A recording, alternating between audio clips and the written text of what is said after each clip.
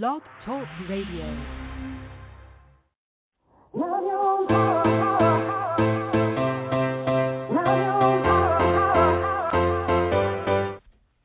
Chatting with Nat is a podcast for independent women seeking to speak their truth and to break down barriers. We host honest conversations that help to guide and empower women. Speak your truth and set yourself free. Let your voice be heard.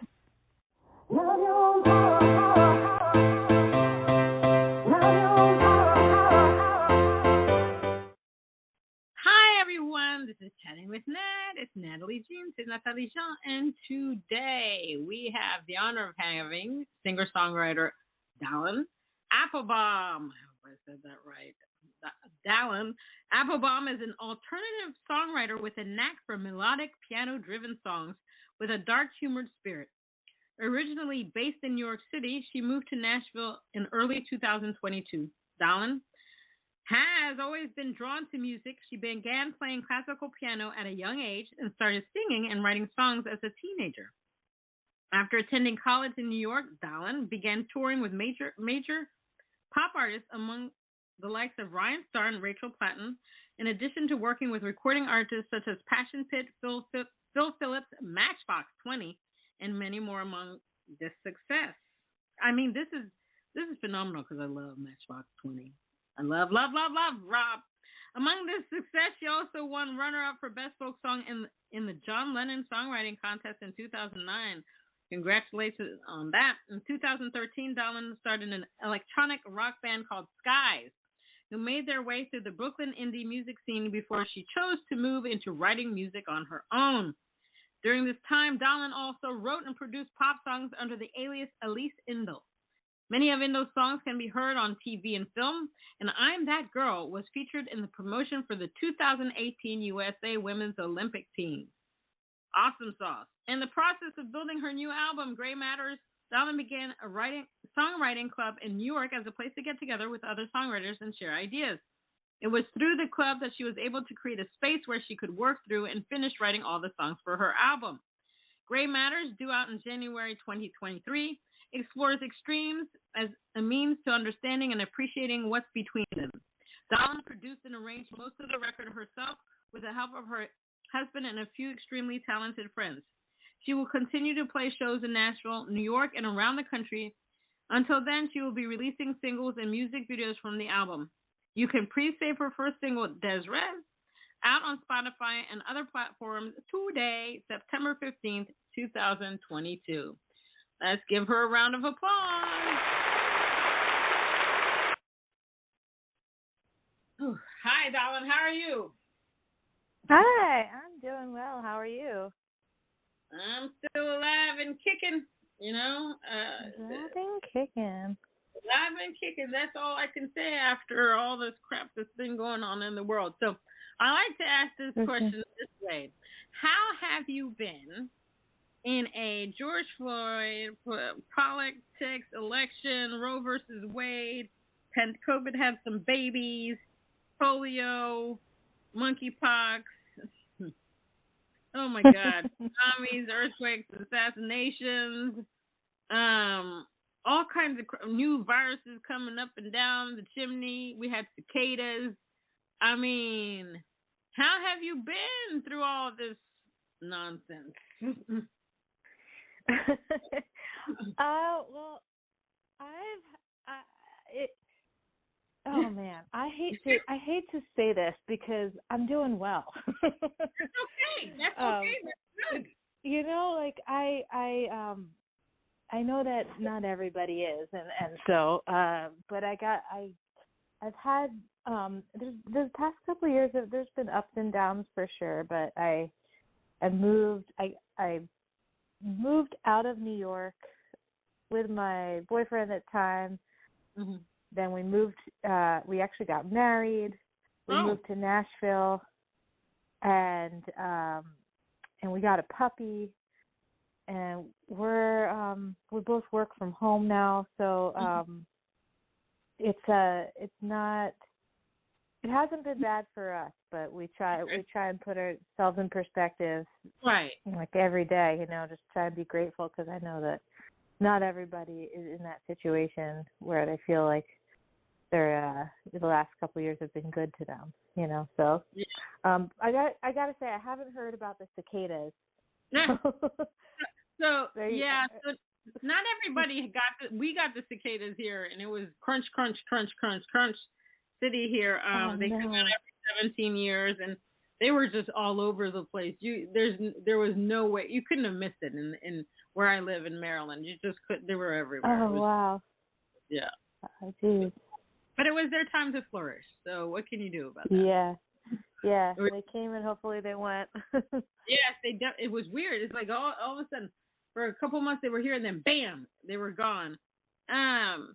So one of the questions I like to ask is this, okay? And I give you a little synopsis.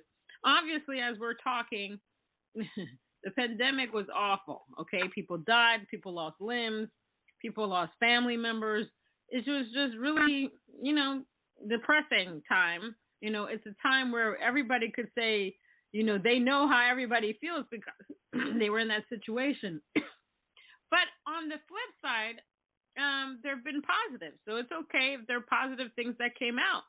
So during this time, what I like to talk about is self-introspection, because I think a lot of people had the downtime to be able to think about their lives and, what they want to do with their lives. So a lot of family members were seen walking outside together because, hey, they had the time to do it. I know colleagues that decided to cut back on work because they realized they weren't spending enough time with family members. Then you had climate change. My God, when we were not in the streets, the pollution level went down significantly. The animals and Mother Nature were very happy not to have us out there, and they're probably sad that we're back. You had people that decided to quit their jobs. They're like, you know what? I need to make money, but I need to be happy making money. So a lot of people tried to fulfill their passions. This was the time to do it. And then there's artists like you and I. Some people, created albums, EPs, singles, tracks, whatever the case may be. They decided to create music. Some people decided to rebrand. Some people just said, no, I'm not doing this music thing. It's too hard. So what I'm getting at is, what did you think about? Did you think about changing anything? Did you say, I'm good where I am. I know who I am as an artist. Some people decided to be more effective player and do social impact music, which is what I did. What did you think about? Has anything changed for you, or are you still the same? Oh man, yeah, no, definitely changed a little bit. I think for me, with my music, you mentioned when you're reading my bio, I was in New York City.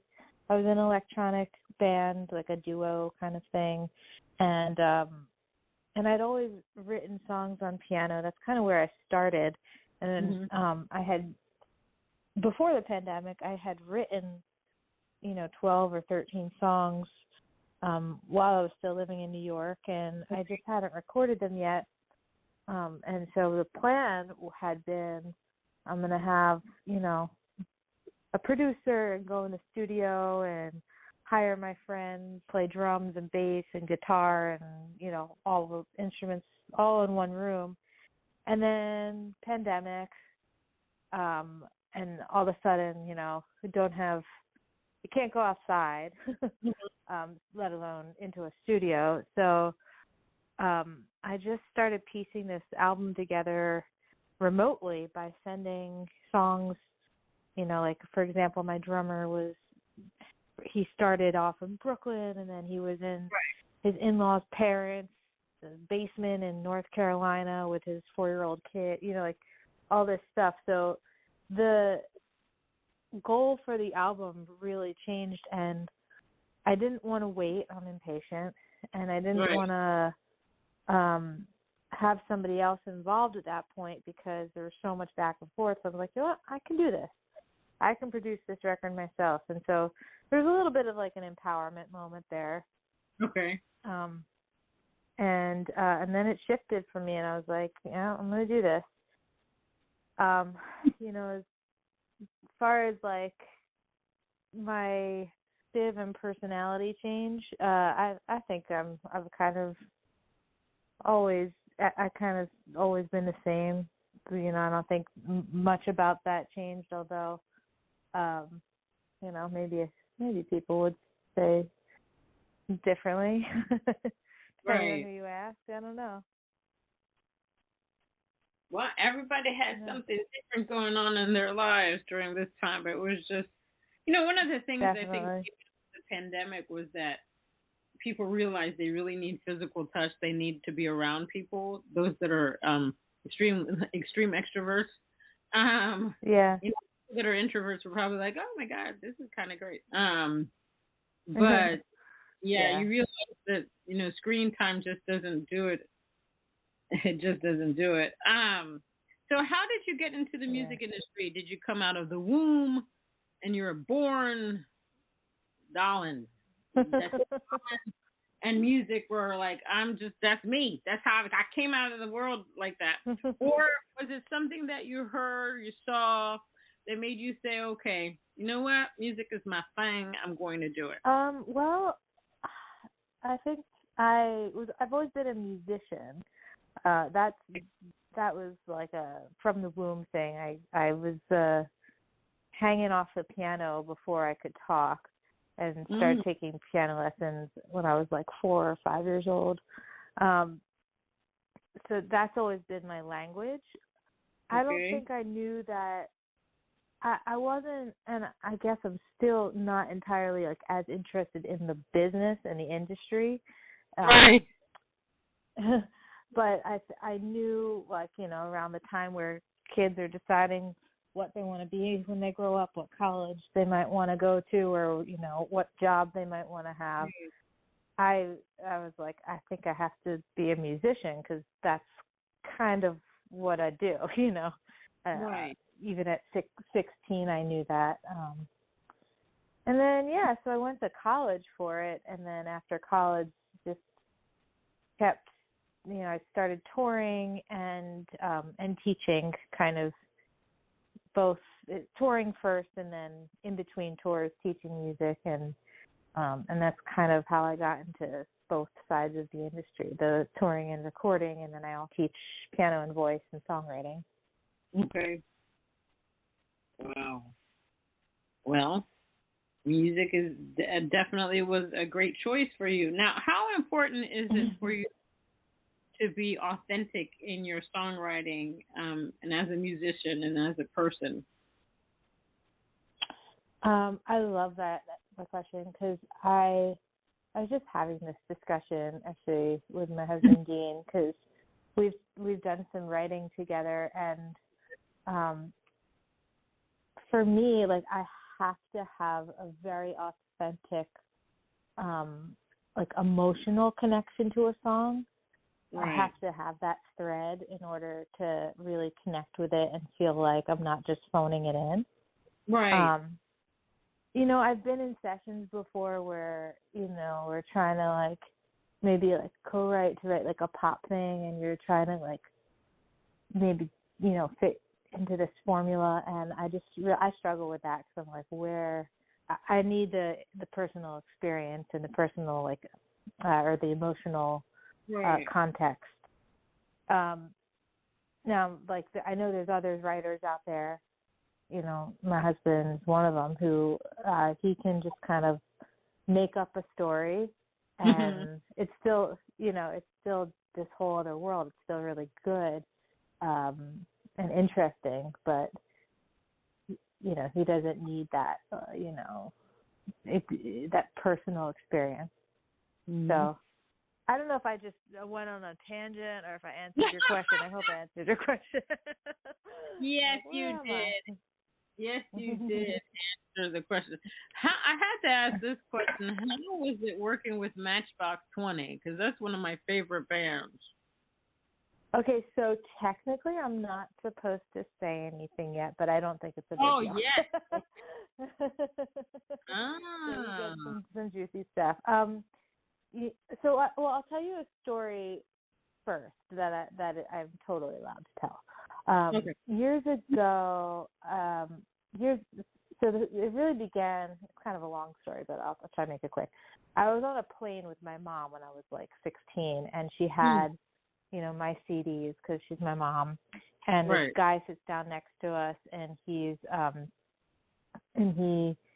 long story short, he has a guitar with him, and he's Rob Thomas's guitar player. And my mom gave him the CD, and we didn't think anything of it. And then years later, when I was touring with Ryan Starr, we actually opened up for Rob Thomas. And anyway, this guitar player, this was years later, and this guitar player came up to me and was like, "Hey, I know you. I have your CD from when you were 16." I was like, that's like the nicest thing ever. That's just so sweet. And then the other story, so we did that tour, and then later I was touring with, and I should mention, like, the tour is like, we played like 3 shows maybe. And I was like a backup keyboardist for Ryan Starr. So like, expect Rob Thomas to remember who I was. Right. And then years later, I was with Rachel Platten, and we were playing, same thing, I was like her backing keyboardist, and we were playing this festival, and all the artists were backstage together, and we were in the same dressing room as Rob Thomas and his crew, and that same guitarist was there. So we were talking, and he's like, "Hey, Rob, this is Dallin. She toured with us, back with Ryan Starr a bunch of years ago." And Rob's like, "Yeah, I know you. I remember." He was the nicest. He was like the nicest of the big celebrities that I've come in contact with. So fast forward to just a couple weeks ago, I got a call from a friend to actually sing backup on their record, and it was so that's the part that is like I'm not supposed to divulge, but I think so don't tag them in the post. But no, I won't. But yeah, no, it's not a big deal. But it was great because they were actually looking for a kids choir, and I still have a bunch of students that are in New York City that are these like super talented, adorable young kids, and so I actually got to have them come to sing on the record with me in this like big choir. And it was awesome. Those guys are so sweet. The new music is so good. I'm so excited for their record. So awesome. Yeah. They were one of the first when I lived in New York many moons ago. They were one of the first bands I went to see, and I just love Rob Thomas's voice. I love his voice. I've been fan ever since. Yes, he started. I mean, he wasn't at the session, but some of the other guys were, and they're just so sweet. And I love his voice too. I think it's just so soulful, and his storytelling's great. And he's a great songwriter as well, because I know he's written songs for other people as well. So that's super awesome. Now, what is your writing process like? And if you get writer's block, how do you deal with that? So I, for a very long time, I really struggled with lyrics. Like, since I was basically out of the womb, I could sit down at the piano and, come up with a melody and enjoy singing it. And, and it was I always had trouble like matching that to lyrics.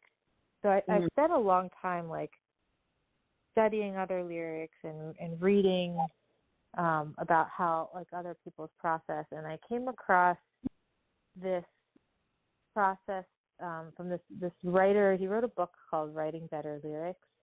His name's Pat Pattis, like a professor at Berkeley School of Music. You've heard of him? Yeah. So this book goes through this process of like, it's called sensory writing or object writing, where basically you take 10 minutes, you pick an object and 10 minutes and you write and you can only use your senses. So it really brings you into the moment. You're not. For me, it really gets me into the details and like the beauty of those details. And so that's kind of how I get myself out of a rut or like out of writer's block. And it takes a while, sometimes. Yeah. Like I haven't written. I've been working on this release. I haven't written in a while, and I know when I go back to start writing in a couple weeks, I'm going to be like, there's going to be a lot of duds, a lot of stuff that I just go, oh, okay, that's not gonna show up anywhere again. I totally feel you. I know that like for me, when I'm forced to write a song, nothing will come out. I have to be moved by something. And I'll stare at the screen and I still write on paper because I'm just old school. And then I just have to walk away and let it go. And I'm just like, okay, the next day everything will just flow. And I'm like, well, where were you yesterday? I mean, I get inspired in the shower. Oh my gosh, I can come up with the best lyrics in the shower. And, I asked somebody one time, I said, why do you think that is? Because a lot of people say that that's really when they get inspired. It's like you're by yourself or, I don't know, if you're with somebody or whatever. But the water is soothing. And you feel more relaxed. You're not tense. You know what I mean? You're just, I'm loving the water on my body. And I could come up with, so, I was like, but I can never remember what I'm singing in the shower. So I started putting my cell phone to the side, and I said, no, I didn't want it to get wet. I'm going to come up with a gadget. I keep saying this. Waterproof. The button. Waterproof microphone. Or some kind of gadget, because I love gadgets. So that, it's waterproof. You can sing. Now, one person told me about a pad, which I bought it, and still haven't used it. But it's a waterproof pad with a pencil that you can actually put in the shower, and you can write notes. Yeah, so that's another way that I'm going to start being able to write some great songs. So I'm going to play your song, Des Res. Tell me what that's. Oh, you cut out for a second. What did you say? Tell me what that's about, Des Res. Yeah, sure. So, I lived in New York City for 15 years, and it was always, you lived there, it's like this always such a struggle. I think I lived in 15 different apartments, and it was always such I'm exaggerating, but it was always so stressful to find an apartment and go through that whole thing. I always felt like I was racing. Literally once we had a roommate at the time, and we were in line and to go see this apartment, and we told the real estate agent that we liked it, and had to sprint to go get checks, cashier checks, because if not, they were going to give it away to the next people. Right. It was just so insane. So anyway, I was thinking about that a lot. And then I saw this thing on Planet Earth or one of those channels about hermit crabs. Okay. And so I was thinking about this, how hermit crabs it's incredible actually. They stand in line, they wait in line, and the one with the biggest shell sheds his shell, and then they basically wait in size order and take the shell that's just one bigger than them. And if there's two hermit crabs that are the same size, they fight over the shell, or they whoever gets it first, then one is left homeless, and just an octopus or whatever can come eat it because they're not protected. And I'm like, this is kind of living in New York, or maybe a lot of places that are it's really hard to find housing. So Des Res, it's a British real estate term. It means desirable residence. Is what it's short for. And it just sang really well. Des Res, Des Res. And so, yeah, that's kind of how the whole thing came together. That's awesome. I like stories. I love stories like that. Let me go ahead and play it. Here we go. Go for it.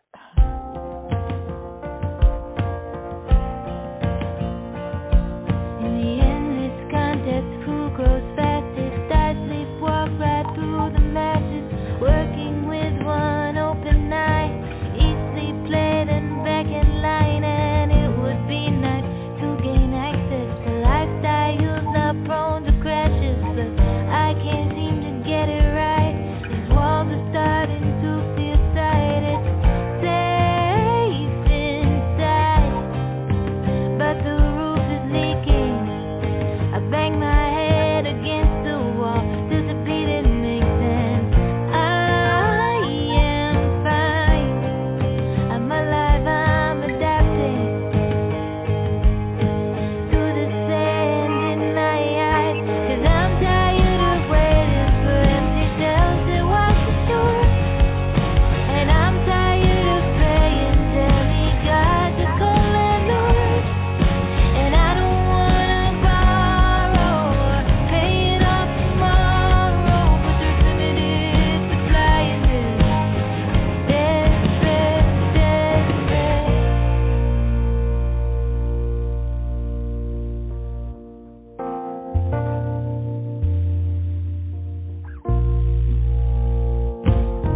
Some settle for plaster trashes, no windows, rose-colored glasses. The lights go out, but they've got matches. No fresh food, but they've got stashes. Or some prefer underhand tactics. They pick on snails slow as molasses. They socialize to find the cracks and take their homes right off their backs and shine a diplomatic smile. Cover up the whole damn house. I am fine. I'm alive. I'm adapting to the sand in my eyes. 'Cause I'm tired of waiting for empty shells that wash the shore. And I'm tired of paying demigods to call landlords. And I don't wanna borrow or pay it off tomorrow, but there's limited supply in this desperate. I'm gonna try to get my desperate.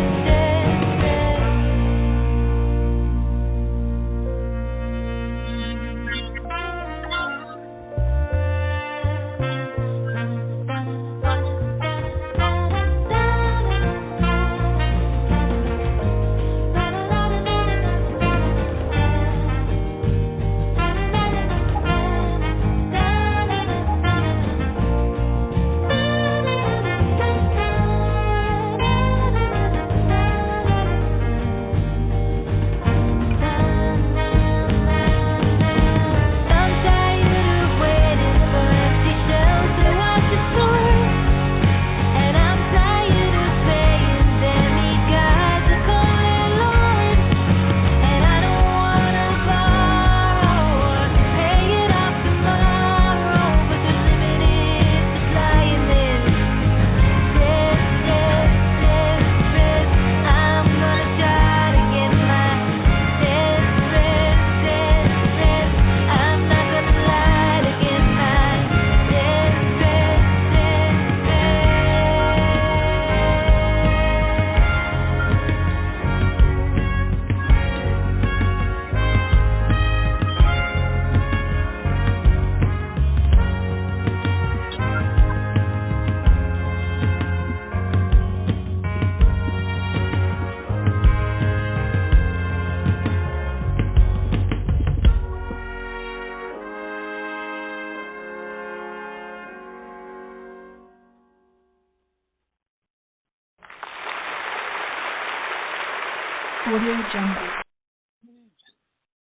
That was great. That was awesome. I love your voice. Thank you. Oh, thank you.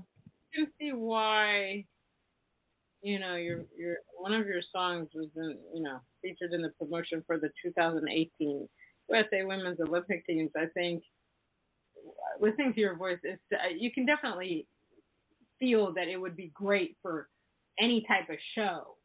That's what I was envisioning.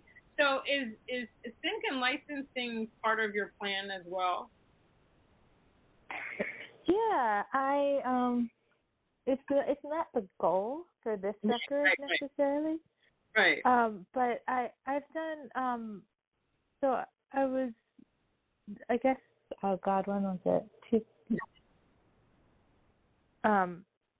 Sorry, I just got distracted because it sounded like there was a cicada in my room for a second.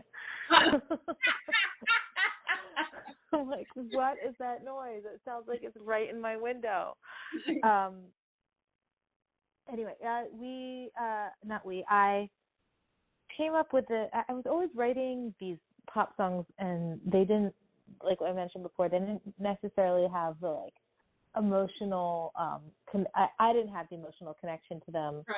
Like I did some of these songs, but they were fun, and I was lucky that I had friends that they own a music library, and they were like, "Well, come up with an alias, and we'll put the songs in the library, and we'll try and get them, to some TV and to some, commercials and all that." And so I came up with "I'm That Girl," and they did a great job at getting it to some different people. So it's been on a couple different TV shows, and the biggest thing that it landed was the Women's Olympics. Yeah, that's huge. For 2018. Yeah, that's definitely huge. Now, obviously musicians are not making money with streaming because it's god awful the amount of money they pay, especially Spotify. Spotify serves its purpose. I've had discussions about this. I mean, you can gain a lot of new fans like that, but the pay is just disgusting. But when artists are trying to make money, it's either that you're touring, you're selling merch, or you're doing sync and licensing. Because obviously streaming is not it's not paying the bills. It's just not. So no. This is an avenue that if people are serious with their artistry and they really want to do this as a living, there's so many different things that you have to look at besides the streaming thing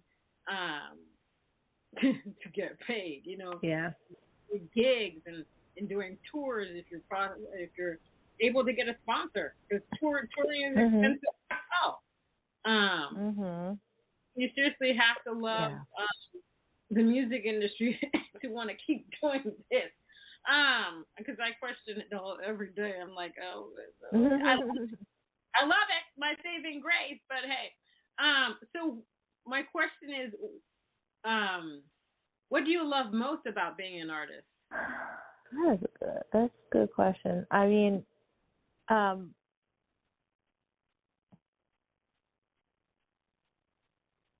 love most is hard. I do love playing shows. I love being able to just kind of, I love playing certain shows, I should say, like ones where I feel like I have this total freedom because the audience is there with me, Right. And then I really love, there's moments I love in the writing and producing part. Not everything. I think some of it's really challenging, and then some of it's really fun. I mean, overall, I love the challenging stuff too. Like I said, lyrics are a struggle still. I'm happy. I feel like I did get out what I wanted to say, and I told some stories that I wanted to tell. But it was not always easy to do that.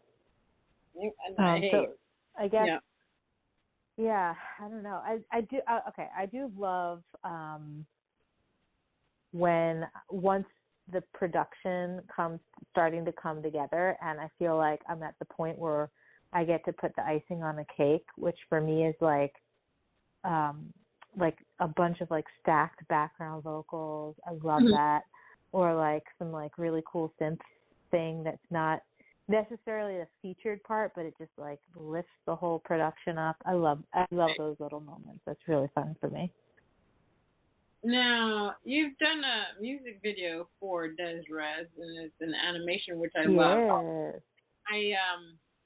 I like to use, I've done some I've gotten some people on Fiverr to do that for me, like little things. I'd like to do bigger ones, but then my God, the thing is so expensive. So how did you come up with the idea of doing an animation video for the song? Well, I think that is a good question. How did I think I've always seen, for this one, I always just imagined it being an animation because it just felt like the song lended itself to it with the whole idea of the hermit crab. And then Skylar, I spoke to Skylar from Sky Baby Cartoons, and he loved the idea too, but then he kind of took it and made his own spin on it, and I won't give too much away because it's not out. Technically, the music video is not out until Monday, but and it's short. It's shorter than the song, mainly, just because animations are expensive. It takes so much time to make. But he did a really great job at like telling the story, but putting a cute little spin on it, and I love his style. He's got like his style reminds me of all those like 90s cartoons, like Daria or Doug. If you're, I don't know, familiar with the Hey Arnold. Yep, I know those. Yeah, those are totally my jam. So, I was so happy when he was like, "Yeah, I'll work with you." Especially because he had just finished, like, he does all these big country artists. He just finished something for Casey Musgraves and Dirk Bentley and all these people. So I was like, sweet. That's awesome. Completely awesome. Yeah. Now, play your song Till Death. Tell me what that's about. That is simply about a love-hate relationship with New York and having to leave. Having to leave New York and not having to leave, choosing to leave, but, having mixed feelings about it. Awesome. Let me play.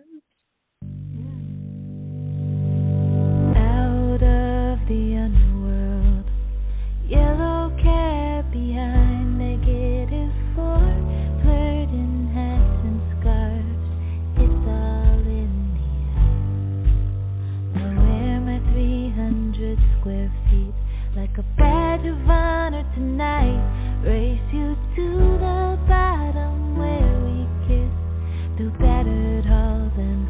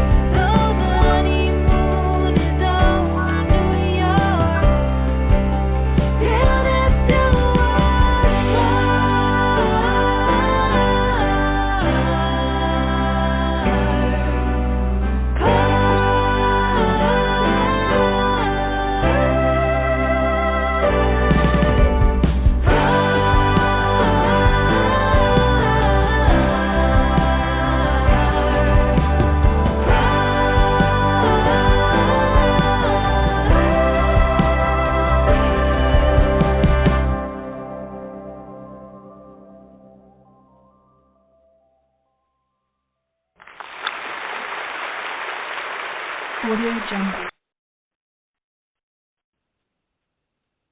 I love your voice. Thank you. Love. Oh, thank you. Well, now I want to hear your stuff. Well, you can find me on all streaming platforms. Yeah, so I'm multi-genre, but right now I'm focused on Americana, folk, country. That's my thing. I like the story. Obviously, you can tell a story in any type of genre, but that's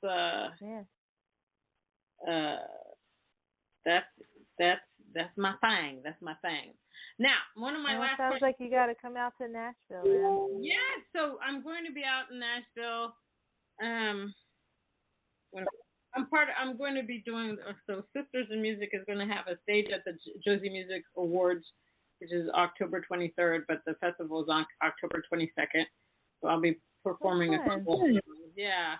So I'm trying to go out there for a week and, meet and hang out with people. And there's some people I want to collab with. So, yeah. Nice. I'm going to do my thing and try to get out there.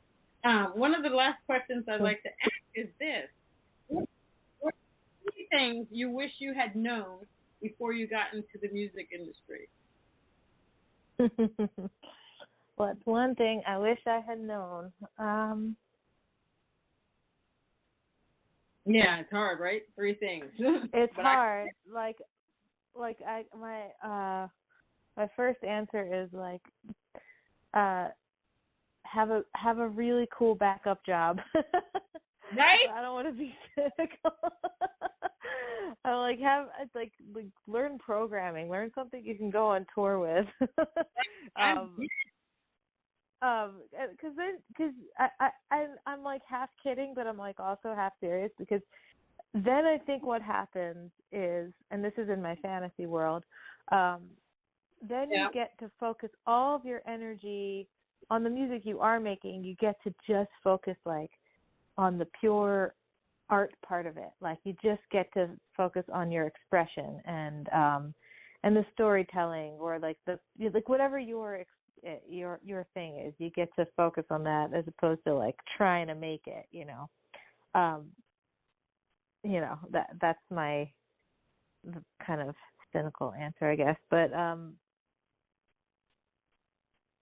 going to leave it with that, because that's the honest answer. That's I think for everyone, no matter how talented you are, just getting into this business and this industry and continuing to love, you gotta love the steps.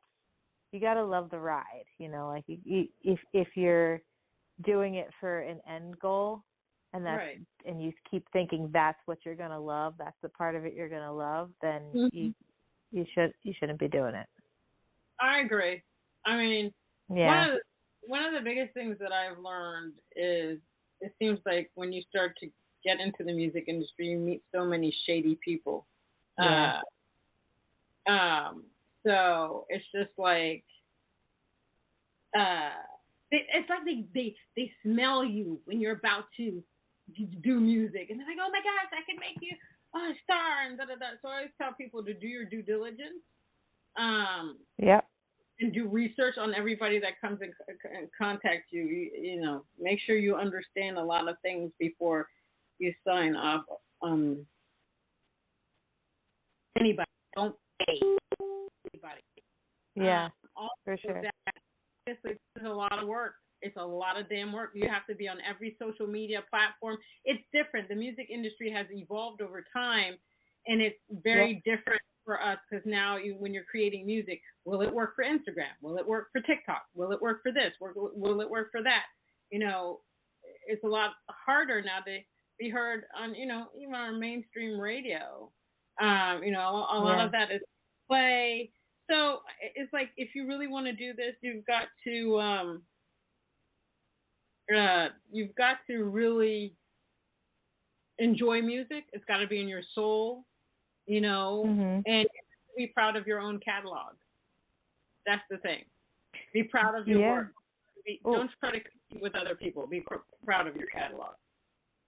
Yeah, definitely. Definitely. So I think that's great advice. I try. Well, with you. I can see when I go to Nashville in October. I don't know why, but this is all breaking up a little bit. Could you repeat that? I said it was great chatting with you and getting to know you. I love your voice. You too. Hopefully I'll get to see you in Nashville when I'm out there. I'm trying to figure out my whole schedule for that. Please let me know. Yeah, we'll be here. Yeah, definitely. Keep doing what you're doing. You have an amazing voice. You're an amazing person. You seem very sweet tonight.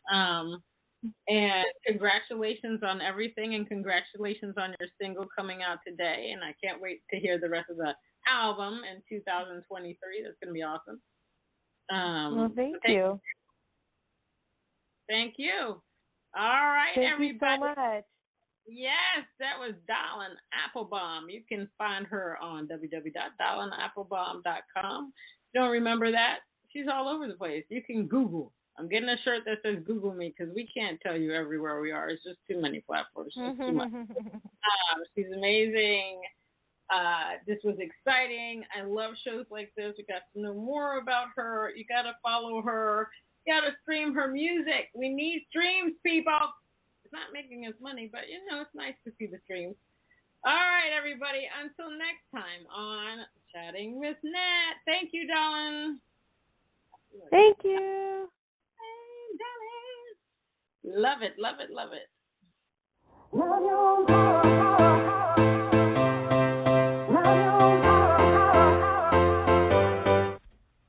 Chatting with Nat is a podcast for independent women seeking to speak their truth and to break down barriers. We host honest conversations that help to guide and empower women. Speak your truth and set yourself free. Let your voice be heard.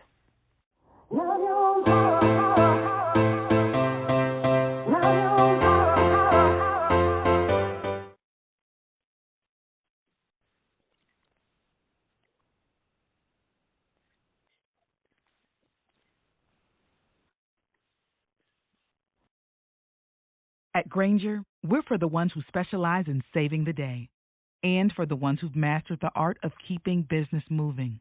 We offer industrial-grade supplies for every industry with same-day pickup and next-day delivery on most orders, all backed by real people ready to help, so you can get the right answers and products right when you need them.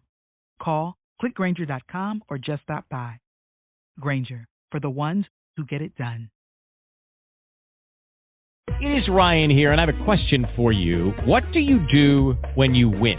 Like, are you a fist pumper, a woohooer, a hand clapper, a high fiver? I kind of like the high five, but if you want to hone in on those winning moves, check out Chumba Casino. At ChumbaCasino.com, choose from hundreds of social casino-style games for your chance to redeem serious cash prizes. There are new game releases weekly, plus free daily bonuses, so don't wait. Start having the most fun ever at ChumbaCasino.com. No purchase necessary. VGW Group. Void where prohibited by law. See terms and conditions. 18+.